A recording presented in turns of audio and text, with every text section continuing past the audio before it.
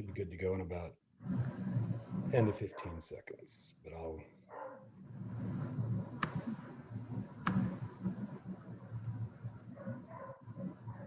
All right, take it away, Robert. Great, thanks, Thad. Good afternoon, everyone. I'm glad you could join us for today's seminar. It's my pleasure to introduce our speaker, Dr. Diana Six, Professor of Forest Entomology and Pathology at the University of Montana up in Missoula. Dr. Six holds associate's, bachelor's, master's, and doctorate degrees from Chaffey College, Cal Poly Pomona, and UC Riverside, respectively.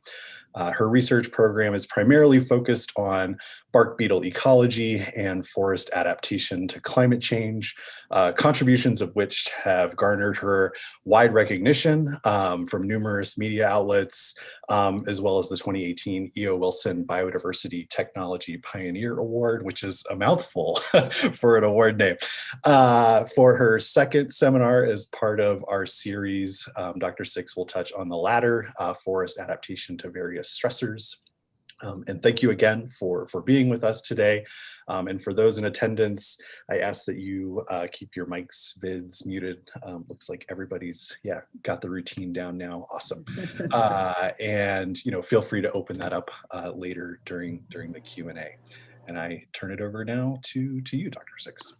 Okay, well, excellent. I'm going to go ahead and share my screen. Get that up.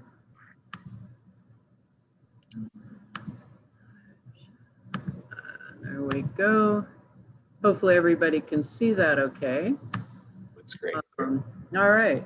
Well, thank you for the invitation. I've been having some really good conversations the last 2 days, so it's been a lot of fun, even though it's all been by Zoom. But, we complain about Zoom, but I do appreciate the fact that it does still allow us to connect. I'm going to go ahead and jump right into my seminar. And today I'm going to talk about what makes a survivor. And by what I mean by that is that if you go into these forests that have been really hard hit by bark beetles, you'll notice that often not every single big tree's been killed. Here and there, you'll find these perfectly fine looking trees, the right species, right size, and they remain virtually untouched. And so I really wanted to get kind of a feeling for what might be driving the tree's ability to avoid beetle predation. So we looked at their growth rate, chemistry, genetics, and their climate sensitivity to try and get a feeling for what kind of characteristics these trees might have, and if they kind of give us some hope for how these forests regenerate and move into the future. Now, when you look at the curve of interest of bark beetles and the amount of interest done, you'll notice that it'll track very closely the curve of a bark beetle outbreak. At the very beginning, you'll see people beginning to get interested as the beetles pick up. There'll be this big explosion of interest in research. And then when the beetles crash, so does interest and people go off and do other things. But I would argue that after an outbreak might be one of the best times that we have to go out and study our forests, especially right now when we're in this period where we have climate change and warming, really creating some really big differences, including much more severe and more widespread outbreaks. So if you look over here, this kind of map, this is a Western North America, and you can kind of see that red blob. That's the mountain pine beetle outbreak that we just came through. And actually this was only up until about 2013. So that blob is actually bigger than that. But it is pretty impressive. This is huge, and it's much bigger than anything people think has occurred in the past, something like 10 times perhaps. So these bark beetle outbreaks, and it's not just mountain pine beetle, there's a number of others, are beginning to have some pretty significant effects on our forests. So I think it's important that we begin to look at what kinds of things might allow our forests to persist under greater beetle pressure. Before I talk about some of the things that we found, I'd like to introduce both the beetle and the tree. And so the beetle is mountain pine beetle, It's Dendroctonus ponderosi, very dramatic name, destroyer of ponderosa pines. Maybe not super accurate. I mean, they do kill a lot of ponderosas, but they really like lodgepole, and now with warming, whitebark and jack pine and a number of others. I get interviewed by the press a lot, and they always want me to describe what the beetle looks like. And if you've seen my TED Talk, you know it's coming. But I always tell them it looks like a mouse turd. And I think you'll agree that this looks a lot like a mouse turd. And in fact, this one over here is a mouse turd. And so there's quite a resemblance. So I think that's a good way of comparing them. But if you think about it, it is really kind of amazing that something this tiny could have killed 70 million acres of pines over just the last 20 years or so. Now, when a beetle is flying around in the forest and it's trying to find a tree, it has to use a few cues because not every tree is a suitable host. For one, it has to get into a big tree because little trees don't have enough phloem resource. Only as a tree gets bigger is there enough food in the tree for the beetle. And so it needs a big tree, but it also has to be the right species because the wrong species will have a different type of defensive chemistry that the beetles can't detoxify. So they have to be able to find a big vertical silhouette, and then after that, they follow a number of volatile chemical cues typically to be able to find the right species.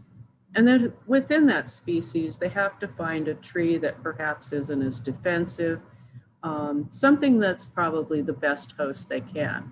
So they have to make a lot of decisions. So keep that in mind because that's going to be an important part of the story as we go on. Now, this is the tree that I'm going to talk about. This is whitebark pine, it's Pinus albicollis. It's a tree that occurs up in the very high elevations, so areas that are typically pretty cold, harsh, long growing season. It's also what we consider a naive host, one that hasn't had a lot of experience with the beetle because it's typically been protected by cold. But now that we've had substantial warming, the beetles have moved up in elevation, and for the most part, in many areas, they're there to stay. And these naive hosts really have not co-evolved with the beetle. They haven't developed strong defenses, and so they're really easy for the beetles to kill. And so now that mountain pine beetles in the high elevation, we've seen some really devastating outbreaks in whitebark pine. So if you look at the picture at the bottom here, it's kind of famous at this point. This is an area in the Tetons in the high elevation. A few years ago, it's all gray now that the red needles have dropped, but you can see the real devastation. And if you look at high elevation sites in Yellowstone, Wind Rivers, all across the West, many areas of whitebark pine have been hit pretty hard. So we wanted to start looking at this tree. I've been working in whitebark pine since about 1999 when you could still barely find a beetle there. You'd have to go here and there and you might find some. And then watched it just explode and work its way through a lot of the areas that I had plots in. And as I walked through these forests after the beetles pretty much had run their course, you know, I'd noticed that here and there were these great big trees, perfectly fine. And these weren't even ones that survived after unsuccessful attacks. We really can't find attacks on these trees. So I began to get curious what made them different. Some of my colleagues would say, oh, they just missed by chance, but I had a hard time believing that because when the beetles are up there and they're in such high numbers and they've killed just about everything, they're running out of places to go. Why would they ignore these trees? So we located a couple of really nice flat spots in whitebark pine, which believe me isn't all that easy. These are in the mountains. They're usually on really steep slopes. But we found a couple of really good flat sites. And we didn't do it just because it's a lot easier to work on them, although that's certainly the point, or part of the point. But the nice thing about flat sites is that you can remove a lot of the noise. So you don't have to deal with a lot of microsite variability. So you don't have to deal with north-south facing slope differences, gullies that might be cooler or wetter. We really can get rid of a lot of the microsite noise and look just for differences in the trees. So the site you're looking at is Whitebark. This is in Montana, above the Big Hole, which is a nice fishing river, which is a good combination for field work. But you can see this site's had a lot of mortality. In fact, it's actually a bit worse than you see here. About 95% of the big trees have been killed. We also located another site called Poverty Flat in Idaho, a couple hundred kilometers southwest. And at that site, about 70% had been killed. And then we added on Lacey Creek in Montana. And this is a really oddball site. It's literally only 27 kilometers away from this site, Vipon. It's across a bit of a valley and on another mountain, but it's just right, it's not very far away at all. But that particular site had no bark beetles. There was no outbreak there at all, even though most of the surrounding area had been pretty hard hit. So we added it in because we thought it might be kind of interesting. So this is what we did, and don't freak out, it's pretty weird looking, but this is just my audit attempt to cram an entire experimental design onto one slide, so I'll explain it. We have up here, actually, let me back up. First thing we did was locate these bee trees or beetle kill trees, and those were super easy as you'd imagine. And we measured the diameters of a couple hundred at each site and determined what the diameter distribution was that the beetles were preferring, okay, because they do have a distinct preference for these bigger trees. And then using that diameter distribution, we located living trees, which we call survivors. Okay. And then we also located these G trees, which we call general population, mainly because we couldn't think of a better term. But these are trees that are a few centimeters smaller than the beetles attacked. So they basically escaped just by being lucky enough, they're too small. Okay, so just by the chance of being too small. So these were, we hoped, a good proxy for what that population was like before beetle predation. Okay, so we predicted that, for example, at Vipon Park, where 95% of the trees have been killed, that 95% or so of the general population trees would exhibit one genotype, which we would consider probably susceptible, and that about 5% of those would be similar to the survivors. So that was our working hypothesis going in. So we located the survivors, and from those, we took tree cores to look at their growth in response to various climate variables. Then we measured their resin flow. And this is the last time I'm going to talk about resin because we literally didn't get any from most of the trees. Out of 40 trees we looked at, there were only 4 that produced any. So even the survivors really aren't putting out a lot of resin as a physical defense. Then we collected needles, and from the needles we extracted DNA, and using that we developed ISSR profiles. ISSRs are intersimple sequence repeats, and they're regions within microsatellite regions that are highly reproducible, and they detect a huge amount of inter-tree variability. And that's what we need for this kind of a study to determine which trees are different from each other. Something else that's really nice about ISSRs is that they're a PCR-based method. And so they're really quick, easy, cheap, which means you can do literally hundreds of trees, which is what we ended up having to do. We also took punches out of bark, peeled the phloem off, and then looked at, analyzed the chemical profiles, the volatile profiles of the terpenoids for each individual tree. We did all those same things for the generals. And then for the bark beetle kill trees, we couldn't get needles or phloem because those were all pretty decayed by that point. So all we could really do with those is take tree cores and diameters. So what did we find? Let me start with the genetics. And what you're seeing here is a principal coordinates analysis for the ISSR data. What I've done is put all the sites together in one analysis. And if you're not familiar with this kind of analysis, you can think of it most simply as clustering things together that are most similar. And so I'll walk you through this. I'm going to have to move some things here so I can see the legend. There we go. What we see here with the red is poverty flat survivors, and then the green are poverty flat generals.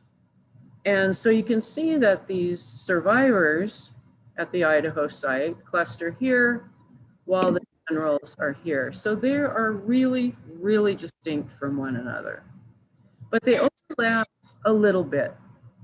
And that's what we predicted with our hypothesis, is that we would find a few survivors that would cluster inside the generals if survivors were indeed different. So we found, some beginnings of support for that. So for Vipond Park, the dark blue are the survivors and the yellow are the generals. And we see some separation and differences, but they show a lot more overlap, and actually quite a bit more than we would predict from our hypothesis. But again, some differences. This up here is Lacey Creek, that really strange site where there were no beetles.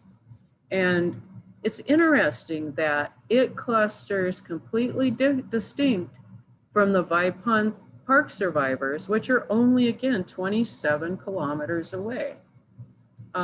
We expect a lot of gene flow with these trees across large areas because they're wind pollinated, the birds disperse the seeds, but there's some real distinct substructuring with populations only that far apart. Interestingly, this non-beetle site had a big overlap with some of these trees from the Idaho site, the survivors 200 kilometers away. So that was pretty interesting because we wouldn't have expected those to be as similar. So there's some differences in these populations from each other, but also within the populations, whether they're generals or survivors. This is a different way of looking at the same data. So each of these columns is an individual tree, and these are just the markers for the ISSR analysis.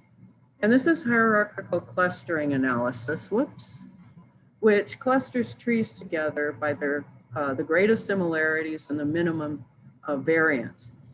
And I put Vipond and Lacey together because they're so close together geographically.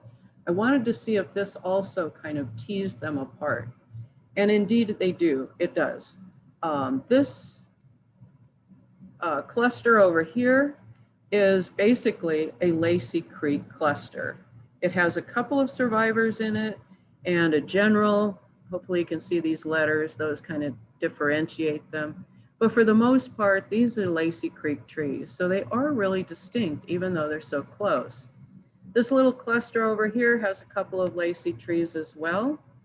But for the most part, Lacey Creek is in this cluster on this side. Now, if you take away Lacey Creek and don't consider those, we end up with two distinct clusters for Vipond. We have one that's based in this node right here that includes all of these trees, almost all survivors with a couple generals. And then over here, a general cluster with a couple of survivors. So this sort of fits our hypothesis that we had, that they should be distinct, but there should be a couple of, a proportion of the survivors will show up in the generals. What about poverty flat? Well, this came out very different than we ever expected in a number of ways. For one, the survivors and the generals clustered completely distinct. There was no intermixing at all. And this was a surprise because this population had about a 30% survival rate. So we expected about 30% of survivors to show up in the generals, but none showed up there. So something's a little different than what we thought might be going on. Something else we noticed that was totally unexpected was that these generals had significantly lower genetic diversity than the survivors. That was quite opposite of what we expected. These big trees, the survivors, 95% of those had been killed and only 5% were still there. So we expected this pretty substantial genetic bottlenecking effect. So we expected less genetic diversity in those survivors because we expected them to lose some diversity just through chance. But we see this opposite effect. And indeed, we went back and looked at Whitebark, and at that site, the generals are also lower in genetic diversity. So what might cause that? And we really had to give that some thought. And this is just a guess at this point. But what we think is these general trees, these more abundant replacement trees, they're a little smaller. We chose them to be pretty homogeneous in size. And we think maybe they're a very similar age. They may have established at a particular time different than survivors. And seedlings go through a very strong environmental filter when they establish. And quite often there's some pretty strong genetic selection. So maybe that can account for why these trees are so similar to one another and so different from the survivors. So there's obviously other things going on here affecting substructuring in these populations. Now, let's move on and talk about the chemistry. Again, beetles in part find their trees using volatile chemicals that give them an idea of the suitability of a tree. And so these are volatile terpenoids. And this is how to look at it. Lacy Creek is this light blue. So you can see those light blue points scattered throughout here. And then for the other sites, the shade, how dark it is or how light, indicates the relative age. So the generals are obviously the youngest. And then the survivors, as I'll talk about in a little bit, turn out to be really subdivided into older and younger trees. So we had to split those out to see if there was an effect. So the oldest ones are the darkest, and then this medium shade are those sort of middle-aged survivors. This is a principal components analysis that combines all the sites for all of the terpenoids that we looked at. And you can see that Lacy Creek, the no beetle site, is pretty much all over here and is dominated by higher concentrations of these particular terpenoids. If we look at Poverty Flat, most of the older survivors and a lot of the younger survivors are, again, have high concentrations of these same terpenoids. But for the generals at Poverty Flat, most of them are over here and dominated by higher concentrations of a totally different group of terpenoids. But look down here, this is Whitebark. It clusters completely distinct from these trees. There's not even an overlap, and they are dominated by higher concentrations of these terpenoids and lower concentrations of these. And so we're seeing some real interesting differences, not just by category, whether you're a survivor or general, but unexpectedly, the sites differ greatly. So in these lower ones, we just show the outbreak populations. This is Whitebark. Most of the survivors cluster up here. And then the generals are actually kind of spread out. They're a lot more diverse. And there's some that produce almost no terpenoids at all. Over here, we have Poverty Flat. And again, we see this dominance over here with these terpenoids of the survivors. And then the generals are more characterized by these. So there are some pretty interesting differences. This is, again, another way of looking at the same data. This is, again, using the hierarchical clustering analysis. What you see here, up here, these are the monoterpenes, and then down here are the sesquiterpenes. And one of the reasons we did the analyses this way is because with chemicals that people look at for an influence on bark beetles, quite often what's done is that they'll look at the concentrations of a particular chemical, run t-tests to see if in whatever treatment they're looking at, who has the higher or lower concentration, is it significant, and then assume that those differences by individual chemical are driving the patterns of beetle behavior that they see. But in reality, beetles don't respond to individual chemicals. They are responding to profiles. And this allows us to compare entire profiles of these individual trees. So at the top, you can see this HCA for all sites combined. And again, this is no surprise after the PCA, but the vipond trees cluster distinct together. There's a cluster here of poverty flat survivors with a lot of or all of the Lacey Creek no beetle site trees. And then we have this cluster with generals with a few survivors. So there are some differences between sites, but also between whether trees survivors or generals, which is what we were actually hoping to find. Down here again, we have I have to move some things so I can see what I'm pointing to. Thanks. Down here we have the vipond site split out. And when we just use that, we see 3 clusters. This one is all older survivors. So there's something really different about those trees.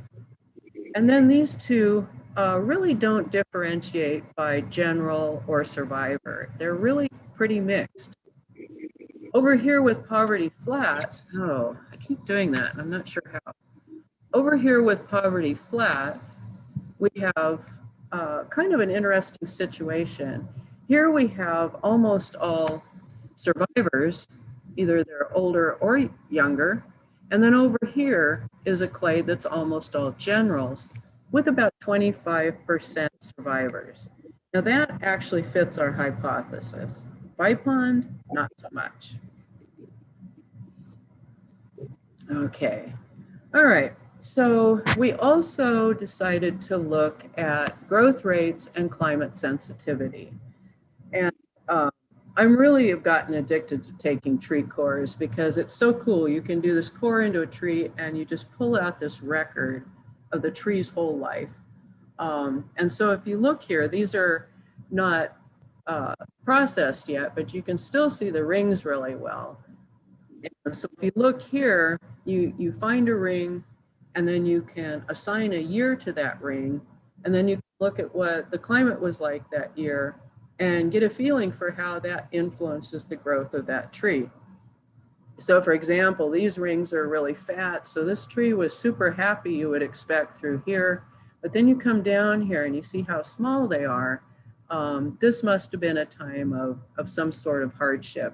And so you can begin to understand how a tree responds to particular variables by looking at the growth rate at these different positions or different years. So one of the things that we noticed right off the bat, and this is why we split trees out into younger and older in the chemical analysis, is that with whitebark pine, and this is actually true for a lot of trees, I think, that you can't use age or size as an indicator of age. You just can't. If you go out into whitebark pine, you see these big tree and next to it's a medium tree and a small tree. You might think you have an old, a middle-aged, and a younger tree, but that may be totally inaccurate. The big tree might even be the youngest one of the bunch. So let me show you what we kind of found to clue us in there. Older dead are the older beetle-killed trees. And if you look here, they had at Poverty Flat an average diameter of about 23 centimeters and about 160 years old. If you looked at the younger beetle-killed, they were on average about 28 centimeters. So this is substantially bigger and only 89 years old. So that's a pretty big difference. And then over here, looking at basal area increment divided by basal area, which you can think of as growth rate for ease of explanations. The younger beetle-killed trees were growing a lot faster, more than double the rate of the older ones. And we also found that same pattern in the survivors. If you look at the older survivor, about 22 centimeters, 126 years old on average. Younger survivors, bigger, but a lot younger. Same thing, pretty much the same pattern when you look at Vipond Park. What happens when we look at this weird site that has no beetles? Well, these trees are really slow. If you look at the old ones, they're on average about 29 centimeters, but they're 353 years old. If you look up here, the closest in diameter are these younger dead. They're 89 years old, but down here, they're 353. And even the younger ones there were super slow. So this site has super slow growing trees, very, very different. One of the things we were obviously very interested in was, can you kind of predict who's going to be attacked by beetles by their growth rate? And so are older or faster growing trees more likely to be killed, or are slower growing trees more likely? And so we did all these comparisons, and of course we had to do it between older and younger because of these growth differences.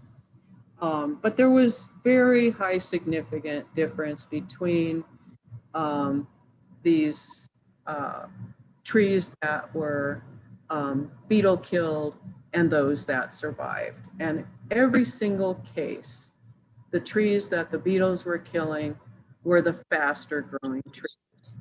Okay. So if you're a whitebark pine, it's probably good to grow really slow. These are lines to just show what I've just said. It's kind of hard to follow because they overlap so much. But what I really want to point out here is something that's happening with these generals. The arrows happen to show here where I can't find my cursor. There we go. Where the outbreak was. But these dark blue lines are the generals, these younger mature trees. And they are growing really, really fast. And their growth rates have been increasing with time. And in fact, we've seen an increase in growth with all of these categories in time. I'm not sure what's happening, if it's getting warmer and that's creating greater growth. But for the generals, it's really pronounced. And it makes me kind of wonder, these are super fast growing trees. What happens when the super fast and also genetically lower diverse trees that have lower diversity, what happens when they get big enough for the beetles to attack? Are they going to be super susceptible? We don't know. But they are the major part of the replacement forests that we see. And so that's probably a pretty interesting question and something to watch. I just wanted to show Lacey Creek because I just can't believe this site. The trees are so slow. If you look at these older ones, and they are by far the oldest I looked at, they just really putzed along for a very long part of their life. And then in recent years, they've begun to pick up, even though they're super old. And then if you look at these younger trees at that site, they were very slow. But for both of them, around 1940, 1950, both of them have begun to grow faster. We don't know what this means for them as far as beetle susceptibility. It might be that they're still going to be survivors and that the faster growing trees have other characteristics that attract beetles. This all raises a whole lot of questions. What about climate sensitivity? So how do these trees respond to like drought? And so for that, we looked at the Palmer Drought Severity Index, or PDSI. We also looked at temperature and precipitation. And the first analyses we did were correlational analyses, where we took the mean kind of growth rates by category, survivor, general, and beetle killed for each site. And we looked at that comparing with PDSI, temperature, and precipitation for every month for the years from 1950 to 2005. And what we found is that there were only really weak positive correlations like 0.2 or so for most months for PDSI. So we did a 1-year lag to see if the year before the tree ring was laid down with the weather conditions in that year had an effect. And it really didn't increase the strength of those correlations. But this kind of made me nervous because this is comparing means of trees and populations that show a lot of variability. And that can allow you to miss a lot of what might be going on. So I went through and did individual tree correlations with those 18 or so climate variables for that same stretch of time from 1950 to 2005. And the reason I went to 2005 is that's when the outbreak started, to see what led up. And then what I found was that these trees split out into two kind of distinct groups.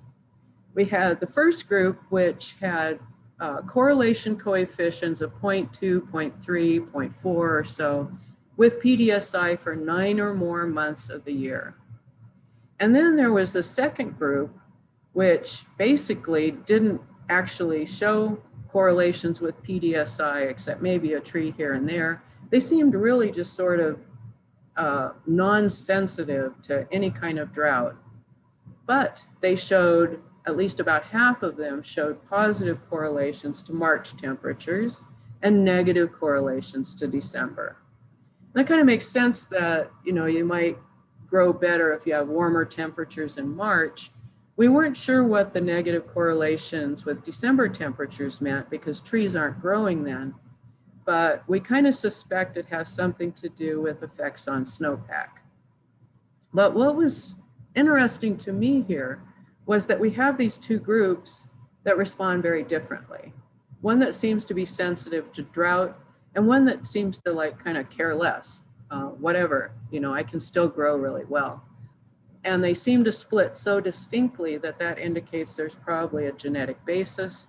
And that's sort of good if you're looking at climate change. You want some variability in tree response upon which selection can act.